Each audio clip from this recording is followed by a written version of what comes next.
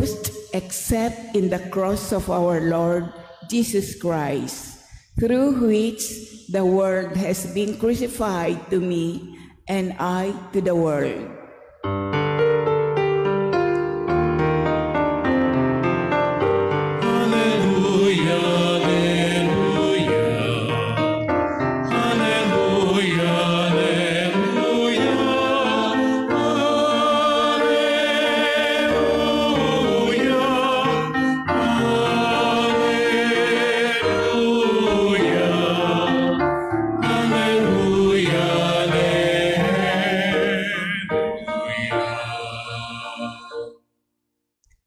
The Lord be with you. And with your spirit. A reading from the Holy Gospel according to Saint Mark. Glory to you, O Lord.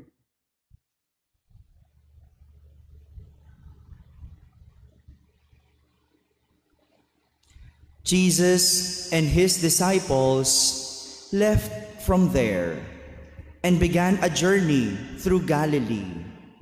But he did not wish anyone to know about it. He was teaching his disciples and telling them, "The Son of Man is to be handed over to men, and they will kill him. And 3 days after his death, the Son of Man will rise." But they did not understand the saying, and they were afraid to question him. They came to Capernaum, and once inside the house, he began to ask them, "What were you arguing about on the way?" But they remained silent, for they had been discussing among themselves on the way who was the greatest. Then he sat down, called the 12, and said to them, "If anyone wishes to be first, he shall be the last of all and the servant of all."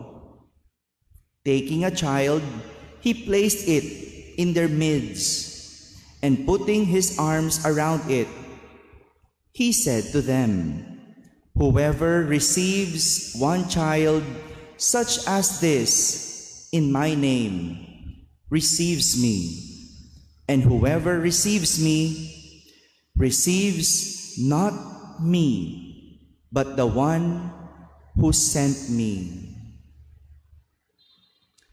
My friends, the Gospel of the Lord. Praise to you, Lord Jesus Christ. Good morning, my dear brothers and sisters. An argument about who is the greatest was the main discussion between the apostles of Jesus while they were on their way to Capernaum. Argument about greatness. Who is the greatest? Perhaps all of them wanted to be pleasing in the eyes of God, of Jesus. 12 sila eh. So nagtatanungan, sino sa kanila ang pinakadakila? Sa 12, sino ang dakila? Who is the greatest? Kaya nagtatalo-talo sila. At tila ginawang paligsahan ang pagiging dakila. Ginawang paligsahan ang kadakilaan. But Jesus gave them a seemingly opposite answer from what they thought it was supposed to be.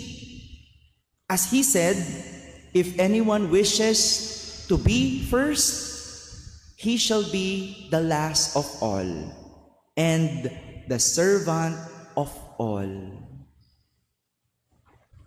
Hindi po ba kabaligtaran ito ng pakiging dakila? Kaya siguro, no, na nalito ang mga alagad. Kasi kapag dakila, dapat una. Bakit sinasabi mo maging huli? Di ba nakakaloko naman yun, Lord? Ikaw naman, no? Bakit ganun? Nagpapagalingan nga kami para sa'yo, huli? Well, hindi natin masisisi kung yun ang pwedeng isipin ng mga alagad dahil ang pagiging dakila dapat mangunguna, una at angat sa lahat. Pero para kay Jesus, ang kadakilaan ay kabaliktaran. Hindi pagiging una, kundi pagiging huli at lingkod ng lahat. Minulat kasi tayo ng mundo na ang kadakilaan ay tila isang paligsahan. Kaya hindi natin pwedeng masisi yung mga alagad kung bakit ganun mag-isip. Kasi hanggang ngayon, ganun pa rin ang tingin nating kadakilaan. Mula sa tahanan, wag na tayong lumayo, sa sarili lang nating mga bahay, kung saan ang mga magulang tinitignan kung sino sa anak nila ang matalino at hindi. Mga magulang. Sa eskwelahan, kung saan ang talino ay may ranggo, di ba? Top 1, top 2, Top 3, star section, last section, di ba? Ganyan kahit naman sa palakasan, pinagtatalunan ang kampyonato. Kailangan, champion. Di ba? Kahit sa trabaho din, ang titulo, may kadakilaan. Mayroong titulo, CEO, President, Manager, entry level, masisisi ba natin kung ganun mag-isip ang mga alagad? Magmula noon hanggang ngayon, pag sinabing kadakilaan, laging una, angat sa lahat. Lahat ito ay tumutukoy sa alam nating kadakilaan. Ngunit ang punto ni Jesus, ang kadakilaan ay hindi paligsahan, hindi paunahan, hindi din pagalingan at hindi palakasan. Kundi ang kadakilaan para kay Jesus ay kapakumbabaan, humility. As a famous author and theologian said, C.S. Lewis, he said that humility is not thinking less of yourself, but thinking of yourself less. Humility is not thinking less of yourself, but thinking of yourself less. Totoo naman, akala kasi natin kapag magpapakumbaba tayo, kawawa tayo. Tayo na ngayong naapi, ako pa yung magpapakumbaba. Siya may kasalanan, ako pa magsosorry. Hindi ko to ginusto. Ikaw dapat ang bumaba. We think of ourselves less. Maliit ang tingin natin, mababa ang tingin natin sa ating sarili. This is how we think humility is. That we think that when we humble ourselves, we feel little, oppressed, pitiful. But what we do not realize are the goodness and virtues we gain, which makes us great. My dear brothers and sisters, humility is not self-depreciation. Hindi yung pagmamaliit sa sarili. Hindi yung pagiging api, hindi pagiging kawawa.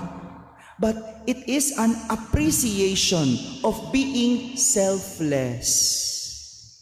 Hindi little, but being selfless, which makes us the greatest.